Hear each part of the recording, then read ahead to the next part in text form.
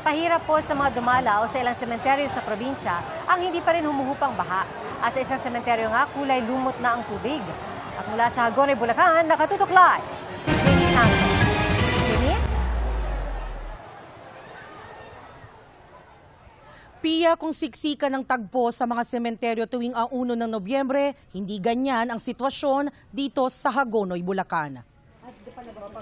Mula sa labas hanggang sa loob, baha ang sasalubong sa mga dalaw sa Peralta Public Cemetery sa Hagonoy, Bulacan.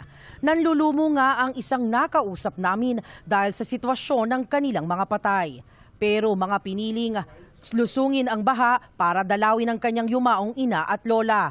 Ang ilan namang ayaw lumusong, tumawid sa bakod ng sementeryo at umakyat sa mga nicho para makapagtulos ng kandila. May iba namang nakikiraan sa isang bahay sa loob ng sementeryo.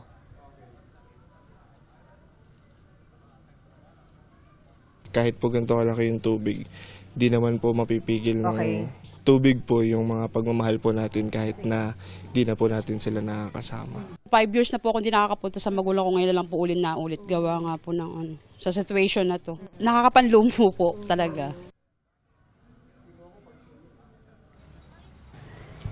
Baha rin sa 6 na sementeryo sa Masantol, Pampanga. Lumusong sa tubig baha ang mga dumadalaw. Sa ilang bahagi, kulay lumot na ang tubig dahil matagal nang di humuhupa. Ang mga senior citizen, inaalalayan na lang para hindi madulas. Habang binubuhat naman ang mga bata para di mabasa. 5 taon ng problema ang baha sa Masantol, busod ng mga pag-ulan at pinalala pa ng high tide. Sa Bacolor naman, ang mga dumadalaw sa Campo Santo de Bacolor, sa marker na lang nakapag-alay ng kandila at mga bulaklak. Nakasulat sa marker ang pangalan ng mga yumao na natabunan ng lahar ang mga puntod nang sumabog ang Mount Pinatubo noong 1991.